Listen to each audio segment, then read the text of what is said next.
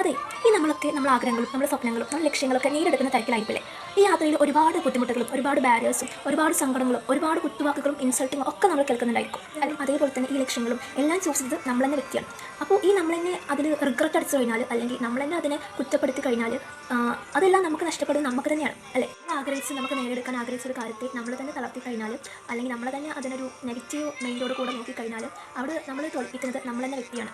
മനസ്സിലായോ? അതർവൈസ് ഇതെല്ലാം എനിക്ക് വേണ്ടിയിട്ടാണ്, അല്ലെങ്കിൽ എൻ്റെ നല്ലതിന് വേണ്ടിയിട്ടാണെന്ന് കരുതിയിട്ട് നമ്മൾ ആ ഒരു യാത്രയിൽ ഹാപ്പി ആയിട്ട് നമ്മുടെ മുന്നിൽ വരുന്ന ചാലഞ്ചേഴ്സും എല്ലാം നമ്മൾ ഒരു ജസ്റ്റ് ഫോർ ഈ സ്മെയിൽ നമ്മൾ നേരിടുകയാണെന്നുണ്ടെങ്കിൽ ആ ഒരു യാത്രയുടെ കംപ്ലീറ്റ് നമുക്ക് എന്തായിരിക്കും, നല്ലൊരു മൈൻഡ് ആയിരിക്കും. പ്രശ്നങ്ങളുണ്ടാവും, ഒരു പ്രശ്നമില്ലാതെ ഒരു കാര്യം നമുക്ക് നേരിടാൻ പറ്റില്ല. ഏതൊരു കാര്യം അങ്ങനെ തന്നെയാണ്.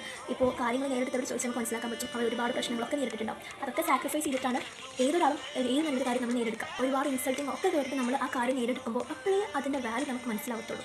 ഇൻഷാ അല്ലാ എന്ന് പറഞ്ഞ് പറഞ്ഞിട്ട് നമുക്ക് അൽഹംദുലില്ലാ എന്ന് പറഞ്ഞ് ആ ഒരു ജേർണി അവസാനിപ്പിക്കാൻ നമ്മളെ കൊണ്ട് കഴിയണം. അതിന് വേറെ ആരുമില്ല നിൽക്കേണ്ടത്, നമ്മൾ തന്നെയാണ് നിൽക്കേണ്ടത്. കാരണം നമ്മുടെ ലൈഫാണ്, നമ്മുടെ ആഗ്രഹങ്ങളാണ്, നമ്മുടെ പ്രതീക്ഷകളാണ്, നമ്മുടെ ലക്ഷ്യങ്ങളാണ്. അതിനെ നമ്മളായിട്ട് എത്തിക്കുകയാണ് ഏറ്റവും നല്ലൊരു കാര്യം. സോ എല്ലാവരും നമ്മൾ ബി പോസിറ്റീവ്, നല്ല രീതിയിൽ കാണാം, പോസിറ്റീവായിട്ട് എടുക്കാം. സോ അത്രയും.